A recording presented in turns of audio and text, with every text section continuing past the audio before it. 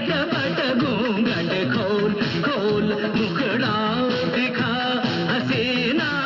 वो पर्दे पर आते थे तो पूरा हॉल ठहाकों से भर उठता था। रामा डर लागे अपनी उमरिया से, रामा डर लागे। उनकी हाजिर जवाबी और कॉमेडी की टाइमिंग इतनी परफेक्ट थी कि इसका हर कोई कायल था।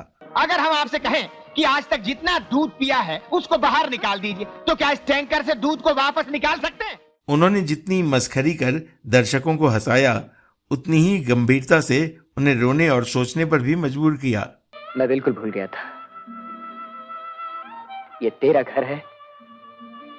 याद दिलाने का बहुत बहुत शुक्रिया सुधीर। फिल्म जगत में उन्हें वो मुकाम हासिल हुआ जो किसी भी फिल्मी कलाकार का सपना होता है। मामला हिट हो गया, ये हीरो हिट हो गया। लेकिन क्या आप जानते हैं कि रुपहले पर्दे पर अपना रंग जमाने से पहले वो रेडियो स्टेशन में एक मामूली नौकरी किया करते थे। सेठ जी किधर है लड़का? अबे वापस ले जा हार, दिखता नहीं अंधा है क्या? ये हराम खोर को लेके सड़क साफ मजदूर है, चल अंदर। क्या आप सोच सकते हैं कि जब उनके माता पिता ने उन्हें फिल्मों में जाने से रोका, तब उन्होंने दोस्तों के साथ मिलकर नाटक के जरिए पैसे जुटाए। पढ़ाई लिखाई तेरे बेटे के काम नहीं आएगी माँ।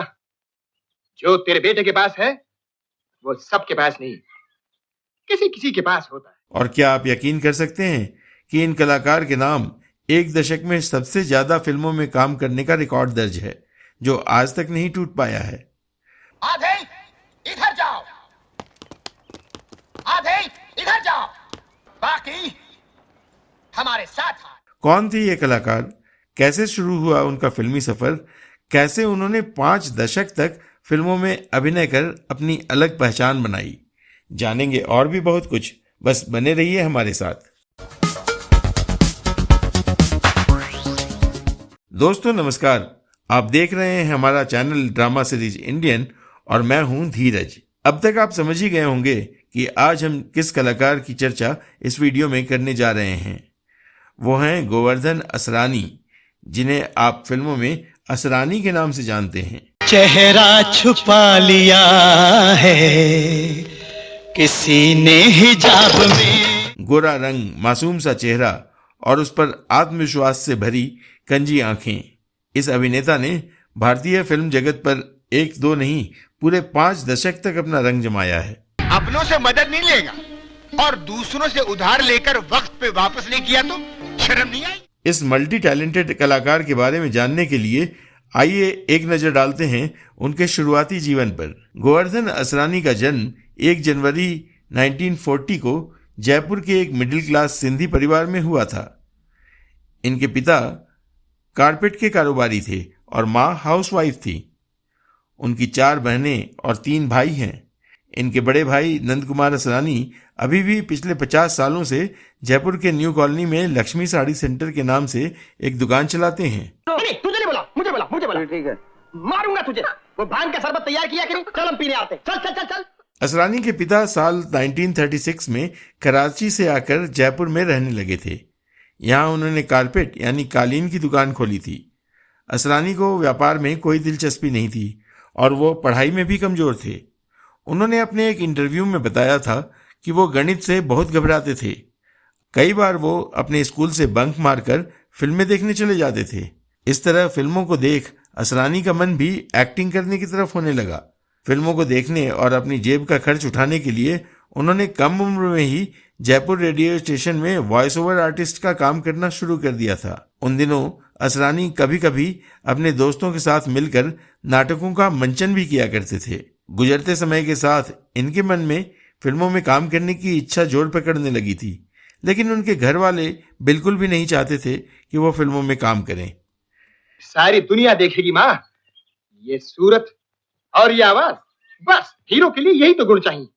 इनके पिता तो चाहते थे कि असरानी कोई सरकारी नौकरी करें या कारोबार में हाथ बटाएं, परंतु पिता की बात न मानते हुए ये फिल्मों में अपना सपना पूरा करना चाहते थे।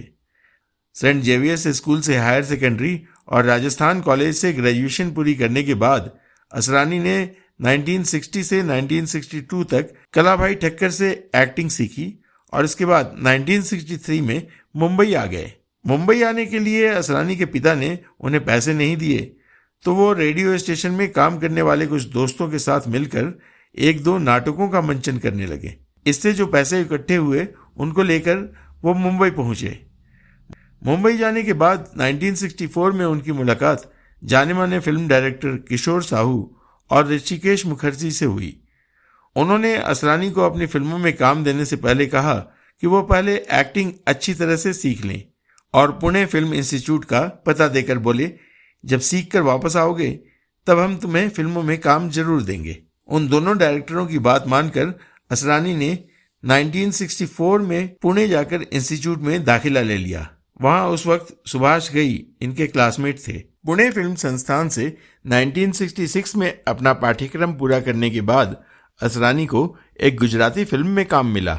हिंदी फिल्मों में असरानी को पहला ब्रेक मिला 1967 में आई किशोर साहू की फिल्म हरे कांच की चूड़ियां में, जिसमें वो नायक विश्वजीत के दोस्त की भूमिका में पर्दे पर उतरे थे।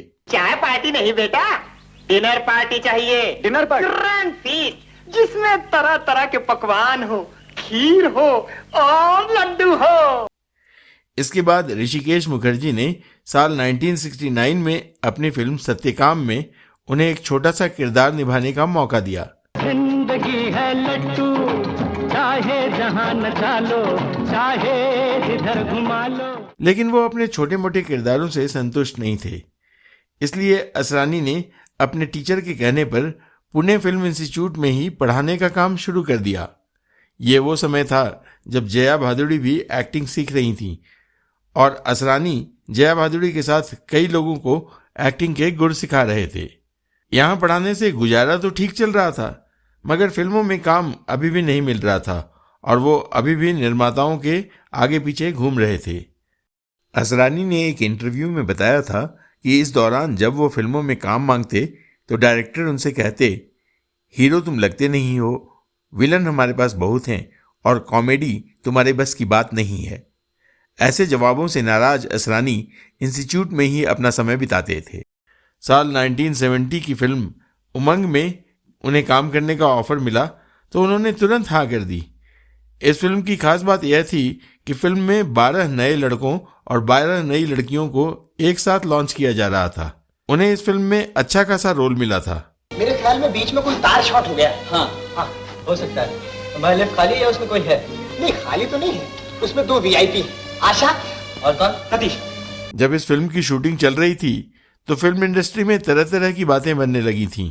उस दौर के स्थापित हीरो उन नए लड़के लड़कियों को देखने आते थे और उनको लगने लगा था कि अगर यह फिल्म हिट हो गई तो उनके फिल्मी करियर पर असर पड़ सकता है। वो बच्चों को माँ बाप से मिलने से कौन रोक सकता राय साहब? आशीर्वाद लेने आए हैं। उसने गेट खोल दिया और आप लोग अंदर आ गए। असरानी ने यह फिल्म 650 रुपये महीने की पगार पर साइन की थी, लेकिन जब यह रिलीज हुई तो बुरी तरह फ्लॉप हो गई। इससे उनकी उम्मीदें टूट गईं और उन्हें दोबारा फिल्मों में काम मांगने के लिए परेशान होना पड़ा। वैसे इस साल किशोर साहू की फिल्म पुष्पांजलि में उन्होंने छोटा सा रोल किया था। गौरतलब है कि ऋषिकेश मुखर्जी पुणे इंस्टीट्यूट में आर्टिस्टों की तलाश में इनसे मिलने आया करते थे। साल 1971 की फिल्म गुड्डी में जब जया भादुड़ी को कास्ट करने ऋषिदा पुणे पहुंचे, उस फिल्म में असिस्टेंट रहे गुलजार से पता चला कि फिल्म में उनके लायक भी एक छोटा सा रोल है। अगर ऋषिदा मान जाएं तो यह रोल उनको मिल सकता है। वो पुणे से मुंबई आ गए और ऋषिदा से कहकर फिल्म में इनको काम मिल गया। कादिर भाई, हाँ? एक बात पूछूं? हाँ पूछ।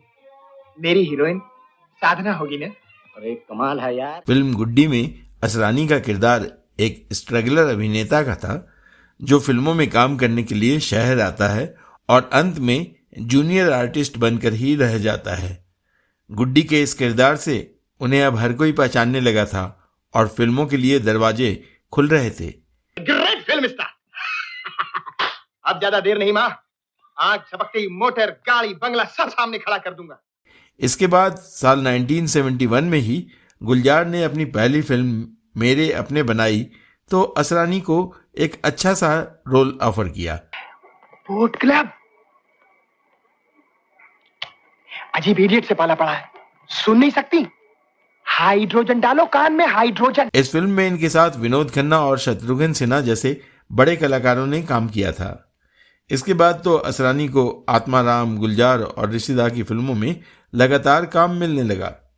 ऋषिदा के साथ उन्होंने साल 1979 तक काम किया, जिसमें साल 1972 की फिल्म बावर्ची भी उल्लेखनीय है। Good morning oh daddy, good morning to everybody. इस फिल्म में उन्होंने राजेश खन्ना के साथ काम किया था और उसी दौरान दोनों बहुत अच्छे दोस्त बन गए। देखो रघु, इस वक्त मैं सैड मूड बनाना चाहता हूँ, इसलिए ज्यादा अच्छी बातें मत बताओ। असरानी ने राजेश खन्ना के साथ 25 फिल्मों में साल 1991 तक काम किया था। साल 1972 में इनकी और भी हिट फिल्में रिलीज हुई, जैसे पिया का घर, सीता और गीता व परिचय। ये भी खूब रही हमारे आने से पहले ही पैदा हो गई। डॉक्टर साहब, मेरी बेटी की जल्दबाजी पर खफा मत होइए। आपने इस वक्त यहाँ आने की तकलीफ की, इसका बहुत बहुत शुक्रिया। उसी साल आई इनकी फिल्मों रास्ते का पत्थर और शोर ने भी उन्हें खासी शोहरत दिलाई थी। इन सभी फिल्मों ने उन्हें एक अच्छे कॉमेडियन और सफल कलाकार के रूप में स्थापित कर दिया था। साल 1973 में बहुत सी फिल्में हिट रहीं, जिनका नाम है अभिमान, नमक हराम, अनामिका और आज की ताजा खबर आदि। अरे भोलेनाथ का प्रसाद कहते हैं उसे, एकदम फलट हो जाएगा। क्या हो जाएगा? फलट क्या है? अंग्रेजी है, तू समझेगा नहीं। चल। फिल्म आज की ताजा खबर के लिए उन्हें बेस्ट कॉमेडियन का फिल्म फेयर अवार्ड भी मिला था। मैं कह चुका हूँ कि मैं चंपक भूमिया नहीं हूँ। राम जी इधर। हाँ राम जी, बिल्कुल सच बता दे कि मैं कौन हूँ। हाँ। अजी मैं झूठ क्यों बोलूंगा, आप सेठ चंपक भूमिया हैं। साल 1974 में असरानी की बहुत सी फिल्में रिलीज हुई, जिनमें से कुछ के नाम हैं चोर मचाए शोर, आपकी कसम, पाप और पुण्य, त्रिमूर्ति, अजनबी, विदाई और रोटी। आई प्यार से मिलने की, मिलना चाहिए, खिलना चाहिए। अगले साल यानी साल 1975 में आई फिल्म शोले, जिसमें असरानी के जेलर के किरदार ने उन्हें यादगार बना दिया। तो यहाँ से एक सुरंग बनने वाली है। बहुत अच्छे। कहते हैं जब फिल्म शोले बन रही थी तो सलीम जावेद ने असरानी को हिटलर की तरह रिएक्ट करने को कहा था। उन्होंने यह किरदार हिटलर को ध्यान में रखकर लिखा था। उन्हें हिटलर की एक पुस्तक भी लाकर दी गई थी, जिसमें उनके फोटो भी थे। इस फिल्म का जेलर का यह किरदार उन्होंने ऐसा निभाया कि आज तक लोग उन्हें याद करते हैं। जब यह फिल्म रिलीज हुई तो इसकी लंबाई ज्यादा होने के कारण असरानी का यह सीक्वेंस काट दिया गया था। फिल्म को जब दर्शकों का अच्छा रिस्पांस मिला तो बाद में इनके किरदार को भी जोड़ दिया गया। इसके बाद तो फिल्म ने इतिहास बना डाला और असरानी का यह रोल अमर हो गया। हम अंग्रेजों के जमाने के जेलर हैं, आजकल के जेलरों की तरह नहीं, जो कैदियों को सुधारने की फिक्र में लगे रहते हैं। हाँ।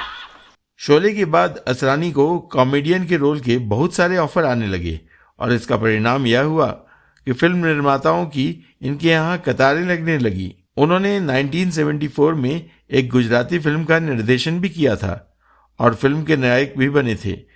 इस फिल्म का नाम था अहमदाबाद नो रिक्शा वालो। हूँ अहमदाबाद नो रिक्शा वालो, 999 नंबर वालो अहमदाबाद। इस फिल्म में उपासना सिंह और कानन कौशल जैसी अभिनेत्रियों ने काम किया था, मगर यह फिल्म कुछ खास कमाल नहीं दिखा पाई।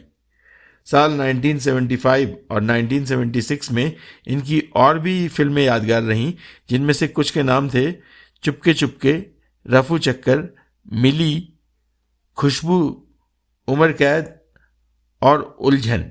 इसके अलावा उसी साल बालिका वधू, चरस, महबूबा, फकीरा, हेराफेरी और लैला मजनू आदि फिल्मों में भी उनके रोल को खासी सराहना मिली। इन सभी फिल्मों में असरानी ने अपने अभिनय के दम पर दर्शकों का खूब मनोरंजन किया। पार्टनर्स, क्या ख्याल है? नए मेहमान के साथ नया खेल, no limit, cut for deal. Film Balika Vadhu के लिए तो उन्हें बेस्ट कॉमेडियन का फिल्म फेयर अवार्ड भी मिला। अरे ओ देवियों, दूल्हा देखना हो तो अंदर तशरीफ लाइए, बाहर क्यों खड़ी हैं? इसके बाद साल 1977 में उन्होंने एक बार फिर से फिल्म निर्देशन में हाथ आजमाया और इस फिल्म का नाम था चला मुरारी हीरो बनने।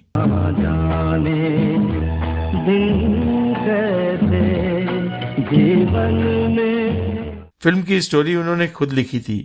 इस फिल्म में उन्होंने खुद हीरो का रोल भी किया था, जबकि विंध्या गोस्वामी ने हीरोइन की भूमिका निभाई थी।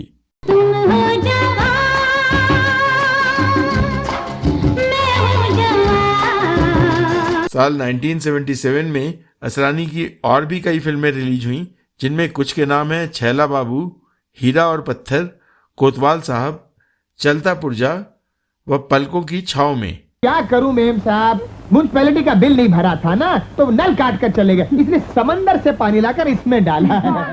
साल 1977 में असरानी की 20 से भी ज्यादा फिल्में रिलीज हुई थीं। इसी साल रिलीज हुई फिल्म खून पसीना में असरानी एक सीरियस रोल में भी नजर आए थे। इस किरदार को निभाकर उन्होंने बता दिया कि वो सभी तरह के रोल कर सकते हैं। असरानी वैसे तो मुंबई हीरो बनने के लिए आए थे, मगर उनकी यह चाहत गुजराती फिल्मों में काम करके ही पूरी हो सकी।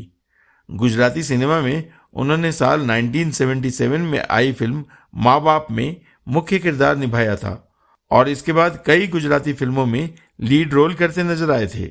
1970 के दशक में उनकी मांग अपने चरम पर थी, क्योंकि वह 1970 से 1979 तक 101 फिल्मों में दिखाई दिए। यह अपने आप में एक रिकॉर्ड है। डोली में सवार सजनी का प्यार, चलो रे कहाँ चलो चलो। साल 1980 में इनके निर्देशन में बनी फिल्म हम नहीं सुधरेंगे रिलीज हुई, लेकिन यह फिर फ्लॉप हो गई। इसी साल की चर्चित फिल्म द बर्निंग ट्रेन में भी उन्होंने एक अच्छा किरदार निभाया था। मैडम, अगर ज्यादा देर आप इन दोनों के बीच में बैठी रही तो हिंदू मुस्लिम फसाद होने का खतरा है। हाँ, आप मेरे साथ आइए। वैसे बाय द वे, आपका मजहब है क्या? साल 1983 में बनी फिल्म हिम्मत वाला और साल 1985 में बनी तेरी मेहरबानियां जैसी फिल्मों में असरानी ने अपनी कला का बेजोड़ नमूना पेश किया था। क्या करूं बिजली, गांव में ऐसा मान तो मुझे कोई देता ही नहीं, इसलिए बिना मांगे ही लेना पड़ता है। असरानी अभिनय की दुनिया में तो माहिर रहे ही, गायकी में भी उन्होंने अपना हुनर दिखाया था। साल 1977 की फिल्म अलाप में उन्होंने अमिताभ बच्चन के साथ फिल्माए गाने को अपनी आवाज दी थी। डर लागे अपनी उमरिया से, डर लागे। इसके अगले साल 1978 में आई फिल्म फूल खिले हैं गुलशन गुलशन में उन्होंने किशोर कुमार के साथ गाना गाया था। गाने के बोल थे मन्नू भाई मोटर चली पम पम पम, जो बेहद लोकप्रिय हुआ था।